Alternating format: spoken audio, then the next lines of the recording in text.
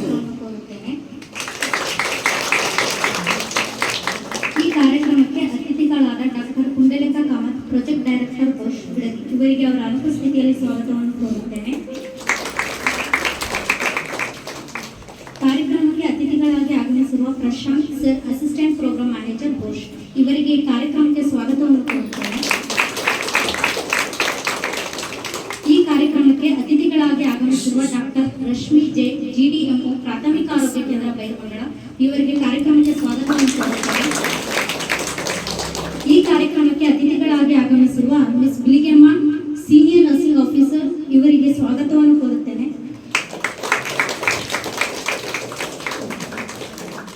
ಕಾರ್ಯಕ್ರಮಕ್ಕೆ ನಮ್ಮ ಸಂಸ್ಥೆಯ ಕಾರ್ಯದರ್ಶಿಯಾದ Shrimati NR Jayanthi madam, MSc, ಇವರಿಗೆ ಅವರ ಅನುಪಸ್ಥಿತಿಯಲ್ಲಿ ಸ್ವಾಗತವನ್ನು ಕೋರುತ್ತೇನೆ.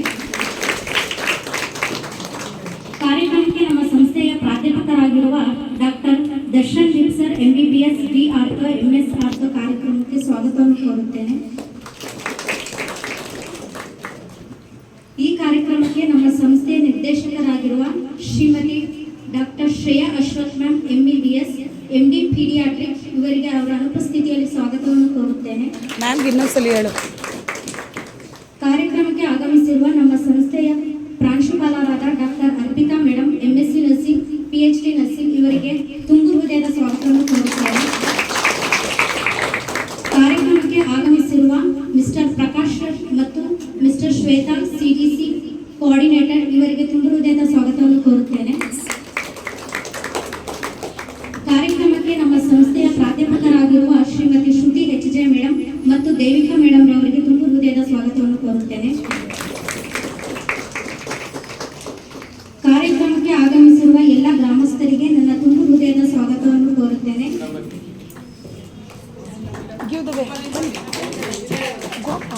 ಹಾಗೂ ನಮ್ಮ ಸಂಸ್ಥೆ ಕೇಂದ್ರ ಬಿಂದುವಾದ ಎಲ್ಲ ವಿದ್ಯಾರ್ಥಿಗಳಿಗೆ ಕಾರ್ಯಕ್ರಮಕ್ಕೆ ಸ್ವಾಗತವನ್ನು ಕೋರುತ್ತೇನೆ. ಧನ್ಯವಾದಗಳು. ಅತಿಥಿಗಳಿಗೆ ಸ್ವಾಗತ ಕೋರಿದ ಭಾಗ್ಯರವರಿಗೆ ಧನ್ಯವಾದಗಳು.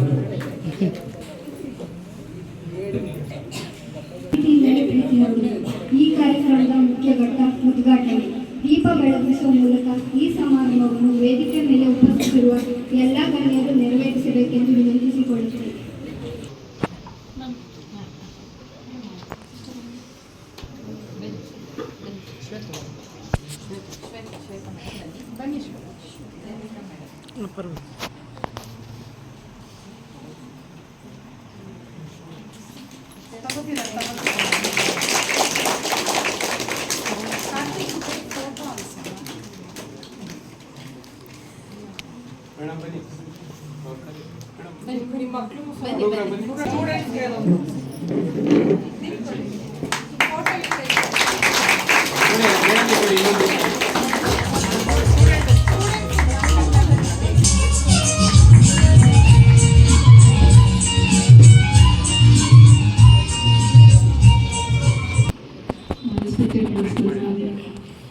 CSR activity people, respected teachers of Subhash nursing school, Devama sister, students and Ameria Maklu, parents and with the table only you take now.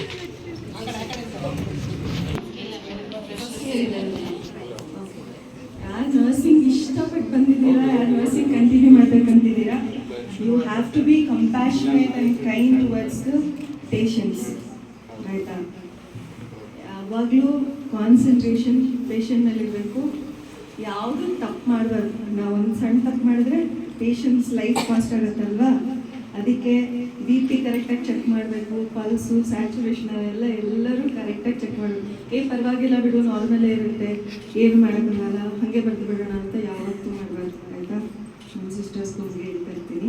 Actually I was very happy ನೀವು ಮತ್ತು ಬೆಂಗಳೂರಿಂದ ಕಾಲಭೈರೇಶ್ವರ ಕಾಲೇಜ್ ಆಫ್ ನರ್ಸಿಂಗ್ ಬರ್ತಾರೆ ನಮ್ಮ ಹಾಸ್ಪಿಟ್ಲಿಗೆ. Very happy when you people come. Hospital is nice actually.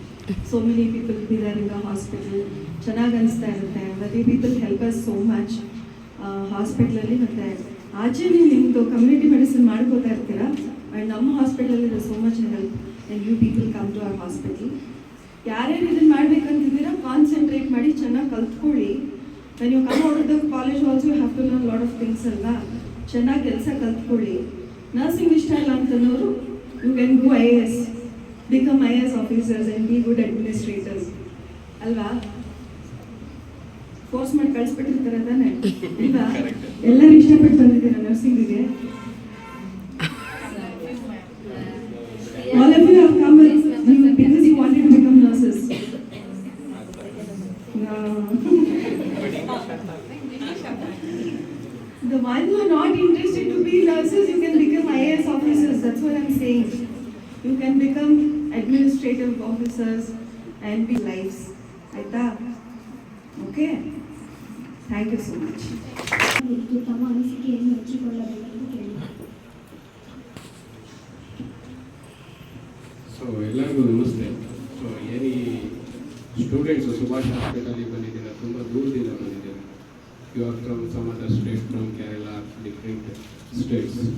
So this is your work is mainly is the sir Shweta is there and Prakash is there. If you go some other PHC, Kodiala is there, Bankal is there. We know that all the PHC hospital doctors, nurses, and whatever the support from your side is, you can do the work, community work. ತಮ್ಮ ಅನಿಸಿಕೆಯನ್ನು ಹಂಚಿಕೊಂಡಂತ Prasad sir ಅವರಿಗೆ ಧನ್ಯವಾದಗಳು.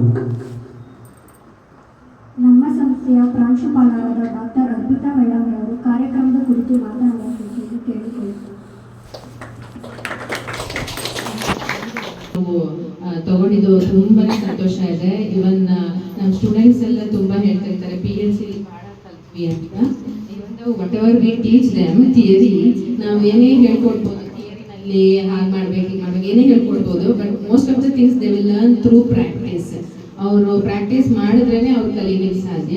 So ಅದಕ್ಕೆ ತುಂಬಾ exposure ಸಿಕ್ಕಿದೆ ಅಂತ ನಮ್ಮ madam ಕೂಡ ಹೇಳ್ತಿರ್ತಾರೆ, ಆ್ಯಂಡ್ ಇವನ್ ಸ್ಟೂಡೆಂಟ್ಸ್ ಕೂಡ ಹೇಳ್ತಿರ್ತಾರೆ ತುಂಬಾ ಕಲ್ತ್ವಿ ಅಂತ. ಮತ್ತೆ ಇಲ್ಲಿ ಪೀಪಲ್ಸ್ ಕೂಡ ತುಂಬಾ ಕೋಆಪರೇಟಿವ್ ಅಂತ ಕೂಡ ಹೇಳ್ತಿರ್ತಾರೆ. ಈಗ ನಮ್ಮ ಸ್ಟೂಡೆಂಟ್ಸ್ ಕಲಿತಿರೋರು, ಕಲ್ತಾಗಿರೋರಲ್ಲ. ಸೊ ಅವರು ತಪ್ಪು ಕೂಡ ಮಾಡ್ತಾರೆ, ಅದನ್ನೆಲ್ಲ ಸಹಿಸ್ಕೊಂಡು ನಮ್ಮ ಸ್ಟೂಡೆಂಟ್ಸ್ಗೆ ತುಂಬ ಕೋಆಪರೇಟ್ ಮಾಡಿಕ್ಕೆ ತುಂಬ ಧನ್ಯವಾದಗಳು. PHC ಎಸ್ಪೆಷಲಿ PHC ಡಾಕ್ಟ್ರಿಗೆ, ಸಿಸ್ಟರ್ಗೆ ತುಂಬ ಧನ್ಯವಾದಗಳು. And one more main important is that ಈಗ ಬಾಷ್ ಕಂಪ್ನಿಯವರು ನಮಗಿಂತ ಅನುಕೂಲ ಮಾಡಿಕೊಟ್ಟಿದ್ದಕ್ಕೆ ತುಂಬ ಧನ್ಯವಾದಗಳು. ಬಾಷ್ ಕಂಪ್ನಿಯವರಿಗೆ ಕಾಮರ್ಸ್ ಸರ್ ಬರಲಿಕ್ಕಾಗಿಲ್ಲ, ಅವ್ರಿಗೂ ಕೂಡ ನನ್ನ ಧನ್ಯವಾದಗಳು. ಅವ್ರ ಪರವಾಗಿ Prashant sir, Prakash sir, Shweta madam ನಮ್ಮೊಳಗೆ ಇದ್ದಾರೆ, ಅವರಿಗೆ ತುಂಬ ಹೃದಯದ ಧನ್ಯವಾದಗಳು ನನ್ನ ಕಡೆಯಿಂದ. ನಮಗೆ ಈ ಮಳೆಯಲ್ಲಿ ನಮ್ಗೆ ಇಂಥ ಒಳ್ಳೆ ಪ್ಲೇಸ್ ಕೊಟ್ಟು ಈ ಫಂಕ್ಷನ್ ಮಾಡಲಿಕ್ಕೆ ಅನುಕೂಲ ಮಾಡಿಕೊಟ್ಟಿದ್ದಾರೆ. ಅದಕ್ಕೋಸ್ಕರ ಮತ್ತೆ ನಾವು ಕಮ್ಯುನಿಟಿಗೆ ಬಂದಾಗ ನಮ್ಮ ಮಕ್ಕಳೆಲ್ಲ ನ್ಯೂಟ್ರಿಷನ್ ಪ್ರೋಗ್ರಾಮ್ ಕೂಡ ಮಾಡಿದ್ದಾರೆ, ಮತ್ತೆ ಸರ್ವೆ ಎಲ್ಲ ಮಾಡಿದ್ದಾರೆ. ಅದು ನಿಮಗೆ ಸಹಾಯ ಆಗಿರ್ಬೋದು ಅಂತ ತಿಳ್ಕೊತೀನಿ. ಈಗ ಈ ಪ್ರೋಗ್ರಾಮ್, ಕಮ್ಯುನಿಟಿ ಪ್ರೋಗ್ರಾಮ್ನಲ್ಲಿ ಕೆಲವು ವಿಚಾರಗಳು, ಆರೋಗ್ಯಕ್ಕೆ ಸಂಬಂಧಪಟ್ಟ ವಿಚಾರಗಳನ್ನ ತಿಳಿಸ್ಕೊಡ್ಲಿಕ್ಕೆ ಅವರು ಕೆಲವು ಪ್ರೋಗ್ರಾಮ್ಸ್ಗಳನ್ನೆಲ್ಲ ಪ್ಲಾನ್ ಮಾಡ್ಕೊಂಡಿದ್ದಾರೆ. ಸೊ ಅದನ್ನೆಲ್ಲ ನೋಡಿ ನಮಗೆ ಪ್ರೋತ್ಸಾಹ ಮಾಡಬೇಕು, ನಮ್ಮ ಮಕ್ಕಳಿಗೆ ಪ್ರೋತ್ಸಾಹ ಮಾಡಬೇಕು ಅಂತ ಕೇಳ್ಕೊಳ್ತೀನಿ. Thank you. ನನಗೆ ಇಷ್ಟೊತ್ತು ಮಾತಾಡ್ಲಿಕ್ಕೆ ಅನುಕೂಲ ಮಾಡಿಕೊಟ್ಟ ತಮ್ಮೆಲ್ಲರಿಗೂ ಧನ್ಯವಾದ.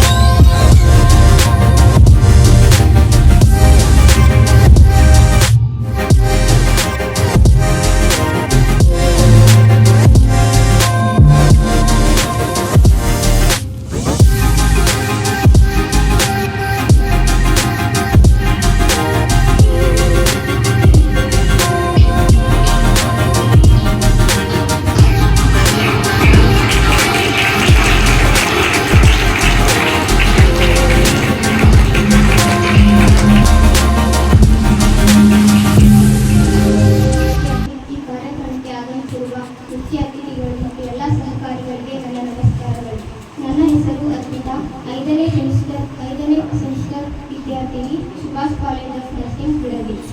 ಈ ದಿನ ತ್ಯಾಜ್ಯ ವಿಲೇವಾರಿ ಮತ್ತು ಸಂಗ್ರಹಣೆಯಿಂದಾಗುವ ಸಮಸ್ಯೆಗಳನ್ನು ಕುರಿತು ಒಂದೆರಡು ಮಾತನಾಡಲು ಬಯಸುತ್ತೇನೆ. ಸಮುದಾಯ ಪ್ರದೇಶಗಳಲ್ಲಿ ತ್ಯಾಜ್ಯ ಸಂಗ್ರಹಣೆ ಮತ್ತು ವಿಲೇವಾರಿಯಿಂದ ಏನೆಲ್ಲ ಸಮಸ್ಯೆಗಳಾಗುತ್ತೆ ಅಂತ ಹೇಳಿ ನಾವು ನೋಡೋದಾದರೆ, ತ್ಯಾಜ್ಯ ಸಂಗ್ರಹಣೆ ಮತ್ತು ವಿಲೇವಾರಿ ಸಮುದಾಯ ಪ್ರದೇಶಗಳಲ್ಲಿ ಅಂದರೆ ಗ್ರಾಮೀಣ ಪ್ರದೇಶಗಳಲ್ಲಿ ಇವತ್ತಿನ ದಿನ ಹಳ್ಳಿಗಳಲ್ಲಿ ನಾವು ವಾಸ ಮಾಡುವಂಥ ಜನರೆಲ್ಲರೂ ಸುತ್ತಮುತ್ತ ಕಸವನ್ನು ಎಲ್ಲೆಂದರಲ್ಲಿ ಬಿಸಾಡೋದಿಲ್ಲ. ಅಂದರೆ ರಸ್ತೆ ಬದಿಗಳಲ್ಲಾಗಿರ್ಬೋದು, ಚರಂಡಿಗಳಲ್ಲಾಗಿರ್ಬೋದು, ಈ ರೀತಿ ಕಸವನ್ನು ಅವ್ರಿಗೆ ಇಷ್ಟವನ್ನಂತೆ ಎಲ್ಲೆಂದರಲ್ಲಿ ಬಿಸಾಡೋದು ಇವತ್ತಿನ ದಿನಗಳಲ್ಲಿ ಒಂದು ದೊಡ್ಡ ಸಮಸ್ಯೆಯಾಗಿ ಕಾಡ್ತದೆ. ಇದರಿಂದ ಏನಾಗುತ್ತೆ ಅಂತ ನಾವು ನೋಡೋದಾದರೆ ಮಾಲಿನ್ಯ ಆಗುತ್ತೆ, ಪರಿಸರ ಮಾಲಿನ್ಯ ಆಗುತ್ತೆ. ಪರಿಸರ ಮಾಲಿನ್ಯ ಆದಾಗ ಅದು ಸಸ್ಯ ಮತ್ತು ಪ್ರಾಣಿಗಳ ಮೇಲೆ ಹಾನಿಯುಂಟು ಮಾಡುತ್ತದೆ. ಕಲುಷಿತವಾದಂತಹ ಪರಿಸರದಲ್ಲಿ ನಾವು ವಾಸ ಮಾಡೋದ್ರಿಂದ ಅದು ಮನುಷ್ಯನ ಆರೋಗ್ಯದ ಮೇಲೆ ಪರಿಣಾಮವನ್ನು ಬೀರುತ್ತದೆ. ಸ್ವಚ್ಛತೆ ಬಗ್ಗೆ ಅರಿವು ಕೊರತೆ. ಜನರಲ್ಲಿ ನಾವು ಹೇಗೆ ನಮ್ಮ ಮನೆ ಸುತ್ತಮುತ್ತ ಸ್ವಚ್ಛವಾಗಿ ಇಟ್ಕೋಬೇಕು ಅನ್ನೋದು ಕೆಲವರು ಮಾತ್ರ ಗೊತ್ತಿರುವಂಥವ್ರು ಅವ್ರ ಮನೆ ಸುತ್ತಮುತ್ತ ಎಲ್ಲ ಸ್ವಚ್ಛವಾಗಿ ಇಟ್ಕೊಂಡಿರ್ತಾರೆ. ಕೆಲವರು ಗೊತ್ತಿಲ್ಲದೆ ಇರುವಂಥವ್ರು ಸ್ವಚ್ಛವಾಗಿ ಇಟ್ಕೊಂಡಿರೋದಿಲ್ಲ. ಅದರಿಂದ ಕೂಡ ಆರೋಗ್ಯದಲ್ಲಿ ಸಮಸ್ಯೆ. ಈ ದಿನ ನಾವು ತೆರೆದ ಒಳಚರಂಡಿಯ ಸಮಸ್ಯೆಗಳು ಹಾಗೂ ಪರಿಹಾರಗಳ ಬಗ್ಗೆ ವಿವರಣೆ ನೀಡಲು ಬಯಸುತ್ತೇನೆ. ಮೊದಲನೇದಾಗಿ ತೆರೆದ ಒಳಚರಂಡಿಯ ಸಮಸ್ಯೆಗಳು. ನೀರಿನ ಮಾಲಿನ್ಯ. ತೆರೆದ ನೀರಿನ ಮಾಲಿನ್ಯ ಉಂಟಾಗುತ್ತದೆ. ಹೇಗೆಂದರೆ ಒಳಚರಂಡಿಯಿಂದ ಕಡಿಮೆಯಾಗುತ್ತದೆ. ರೋಗ ಹರಡುವಿಕೆ. ತೆರೆದ ಒಳಚರಂಡಿಗಳಿಂದ ಸೊಳ್ಳೆಗಳು ಚರಂಡಿಯ ನೀರಿನ ಮೇಲೆ ಕುಳಿತು ಅದರ ಸಂಖ್ಯೆ ಹೆಚ್ಚಾಗುತ್ತದೆ ಹಾಗೂ ರೋಗಗಳು ಚಿಕನ್ಗುನ್ಯಾ, ಡೆಂಗ್ಯೂ, ಮಲೇರಿಯಾ ಈ ಥರ ರೋಗಗಳು ಹರಡಲು ಒಳಚರಂಡಿ ಕಾರಣವಾಗುತ್ತದೆ. ದುರ್ಗಂಧ. ತೆರೆದ ಒಳಚರಂಡಿಗಳಿಂದ ದುರ್ಗಂಧದ ವಾಸನೆ ಬರುತ್ತದೆ. ಇದರಿಂದ ಜನರಿಗೆ ಬದುಕಲು ಕಷ್ಟವಾಗುತ್ತದೆ. ಪರಿಸರ ಮಾಲಿನ್ಯ. ಮಕ್ಕಳು ಗೊತ್ತಿಲ್ಲದೆ ಜಾರಿ ಬೀಳುವುದರಿಂದ ಇದು ಸಹ ಒಳಚರಂಡಿಯ ಸಮಸ್ಯೆಯಾಗಿದೆ. ಮರಳು ಹಾಗೂ ಕಸದ ತೊಂದರೆ. ತೆರೆದ ಒಳಚರಂಡಿಗಳಲ್ಲಿ ಮರಳು, ಪ್ಲಾಸ್ಟಿಕ್, ಕಸ ಈ ಥರ ವಸ್ತುಗಳು ಇರುವುದರಿಂದ ನೀರಿನ ಸಾಗಾಣಿಕೆಗೆ ತೊಂದರೆ ಆಗುತ್ತದೆ. ಇದು ಸಹ ಒಳಚರಂಡಿ. ನಿಯಮಿತ ನಿರ್ವಹಣೆ. ಚರಂಡಿಯನ್ನು ನಾವೇ ಸ್ವಚ್ಛ ಮಾಡಿಕೊಳ್ಳುವುದರಿಂದ ಈ ಸಮಸ್ಯೆ ಕಡಿಮೆಯಾಗುತ್ತದೆ. ಸಾರ್ವಜನಿಕ ಜಾಗೃತಿ. ನನ್ನ ಹೆಸರು ಸುಷ್ಮಾ, 4ನೇ ವರ್ಷದ BSc ನರ್ಸಿಂಗ್ ವಿದ್ಯಾರ್ಥಿನಿ. ಈಗ ನಾವು CPR ಬಗ್ಗೆ ಮಾಹಿತಿಯನ್ನು ತಿಳಿದುಕೊಳ್ಳೋಣ. CPR ಅಂದರೆ ಏನು? CPR ಅಂದರೆ ಹೃದಯ ಮತ್ತು ಶ್ವಾಸಕೋಶದ ಪುನರ್ಜೀವನ. ಯಾವಾಗ ಮಾಡಬಹುದು CPR ಅಂದರೆ, ಯಾವಾಗ ಒಬ್ಬ ವ್ಯಕ್ತಿಯು ಉಸಿರಾಟ ಕೇಳಿಸದೇ ಇರುವಾಗ ಅಥವಾ ಹೃದಯದ ಬಡಿತ ಕೇಳಿಸದೇ ಇರುವಾಗ ನಾವು CPR ಮೂಲಕ ಆ ವ್ಯಕ್ತಿಯನ್ನು ಬದುಕಿಸಬಹುದು. CPR ಮಾಡಲು ಒಂದು ಕ್ರಮಬದ್ಧವಿದೆ. ನಾವು CPR ತಿಳಿದುಕೊಳ್ಳುವುದಾದರೆ ಹಂತವಾಗಿ ತಿಳಿದುಕೊಳ್ಳಬೇಕು. CPR ಅಲ್ಲಿ ಒಟ್ಟು 7 ಹಂತಗಳು. ಮೊದಲನೆಯದಾಗಿ ವ್ಯಕ್ತಿಯ ಪ್ರತಿಕ್ರಿಯೆಯನ್ನು ಗಮನಿಸಬೇಕು. ವ್ಯಕ್ತಿಯ ಪ್ರತಿಕ್ರಿಯೆ ಹೇಗೆ? ವ್ಯಕ್ತಿಯನ್ನು ಮಾತನಾಡಿಸಲು ಪ್ರಯತ್ನಿಸಿ ಅವರ ಪ್ರತಿಕ್ರಿಯೆಯನ್ನು ಗಮನಿಸಿ. ಹಂತ 2 ವ್ಯಕ್ತಿಯನ್ನು ಬದಲಾಯಿಸುವುದರಿಂದ ಅದು ಉಸಿರಾಡಲು ಸಹಾಯವಾಗುತ್ತದೆ. ಹಂತ 3 ಸಹಾಯಕ್ಕಾಗಿ ಕರೆ ಮಾಡಿ. ಸುತ್ತಮುತ್ತ ಯಾರಾದರೂ ಇದ್ದಲ್ಲಿ ಅವರಿಗೆ ತುರ್ತು ಸಹಾಯವಾಣಿ ಸಂಖ್ಯೆ 108ಕ್ಕೆ ಕರೆ ಮಾಡಿ ಅಂತ ಹೇಳಿ. ಯಾರು ಇಲ್ಲದಿದ್ದಲ್ಲಿ ನೀವೇ ಕರೆ ಮಾಡಿ. ಹಂತ 4 ಉಸಿರಾಟವನ್ನು ಗಮನಿಸಿ. ವ್ಯಕ್ತಿಯ ಮುಖದ ಹತ್ತಿರ ಕಿವಿಯನ್ನು ಇಟ್ಟು ಉಸಿರಾಟದ ಶಬ್ದವನ್ನು ಗಮನಿಸಿ.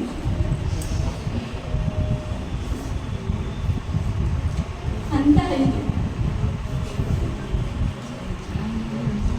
CPR ಪ್ರಾರಂಭಿಸಿ. ಉಸಿರಾಟದ ಶಬ್ದ ಇಲ್ಲದಿದ್ದಲ್ಲಿ CPR ಮಾಡಬಹುದು. 2 ಕೈಗಳನ್ನು ಒಟ್ಟಾಗಿ ಇಟ್ಟು ಬೆರಳುಗಳನ್ನು ಜೋಡಿಸಿ ವ್ಯಕ್ತಿಯ ಛಾತಿಯ ಮಧ್ಯಭಾಗದಲ್ಲಿ ಅಂದರೆ ಎದೆಯ ಮಧ್ಯಭಾಗದಲ್ಲಿ ಇಟ್ಟು ಪ್ರತಿ ನಿಮಿಷ 100 ರಿಂದ 120 ಬಾರಿ ಕಂಪ್ರೆಷನ್ ನೀಡಬೇಕು ಮತ್ತು 2 ಉಸಿರಾಟವನ್ನು ಮಾಡಬೇಕು. ಹಂತ 5 ಯಾವಾಗ 30 ಬಾರಿ ಚೆಸ್ಟ್ ಕಂಪ್ರೆಷನ್ ಆದ ನಂತರ 2 ಬಾರಿ ಬಾಯಿಯಿಂದ ಉಸಿರಾಟ ನೀಡಬೇಕು. ಪ್ರತಿ ನಿಮಿಷ 100 ರಿಂದ 120 ಬಾರಿ ಕಂಪ್ರೆಷನ್.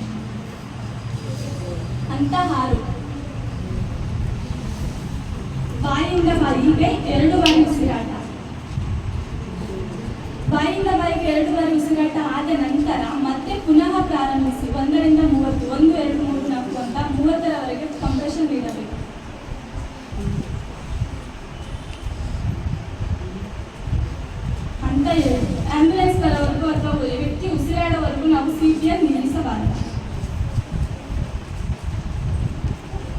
ಧನ್ಯವಾದ.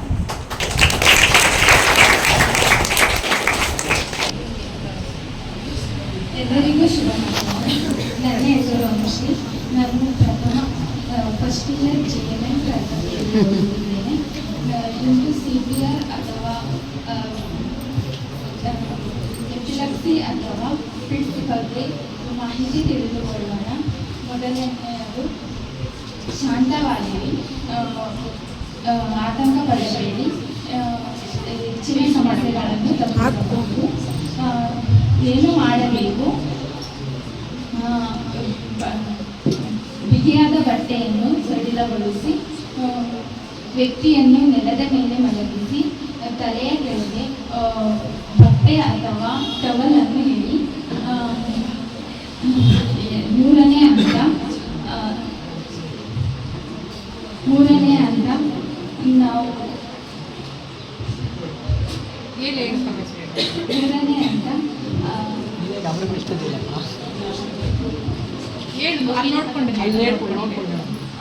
ಏನು ಮಾಡಬಾರದು? ವ್ಯಕ್ತಿಯ ನಿರ್ವಹಣೆ ಮತ್ತು ವ್ಯಕ್ತಿಯ ಬಾಯಿಗೆ ಏನಾದರೂ ಹಾಕುವುದು, CPR ನಿರ್ವಹಿಸುವುದು,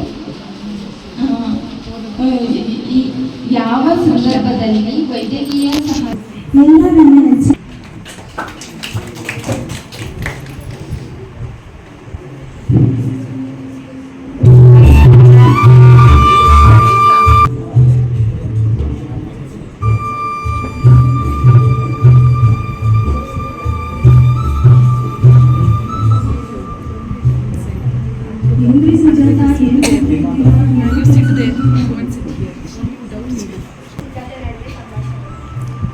ಸುಜಾತ ಏನು ಮಾಡ್ತಾ ಇದ್ದೀರಾ? ಇವಾಗ ಕೆಲಸ ಯಾವತ್ತ ಇರುತ್ತೆ ಅಂತ ಹೇಳೋಕ್ಕಾಗುತ್ತೆ. ನೀವು ಆಯ್ತು ಸುಜಾತ ಅವರೇ, ಮನೆ ಮನೆಗೆ ಬಂದು ವಿಚಾರಿಸ್ಕೊಂಡು ಹೋಗೋಣ ಅಂತ ಬಂದೆ. ಗೊತ್ತಲ್ಲ, ನಮ್ಮದು ಮನೆ ಬಾಗಿಲಿಗೆ ಎಳೆದುಕೊಳ್ಳುತ್ತಾರೆ. ಜಾನನಿಗೆ ಮಾತಿನ ಪೆಟ್ಟು, ಕೋಣನಿಗೆ ದೊಣ್ಣೆಯ ಪೆಟ್ಟು ಎಂಬ ಗಾದೆಯಂತೆ ನಮ್ಮ ಜನರಿಗೆ ಸ್ವಚ್ಛ ಮಾಡಿ ಎಂದು ಯಾರೇ ಹೇಳಿದರೂ ಎಲ್ಲೋ ಬೆರಳಿಗೆ ಜನ ಮಾತ್ರ ಮಾಡಿ ತಮ್ಮ ಆರೋಗ್ಯ ನೋಡಿಕೊಳ್ಳುತ್ತಾರೆ.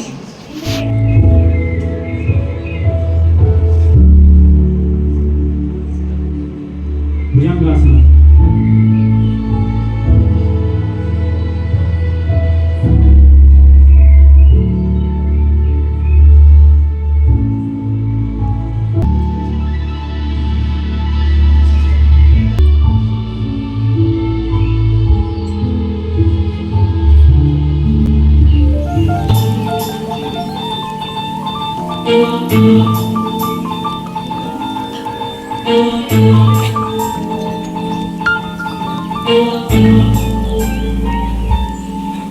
Thank you.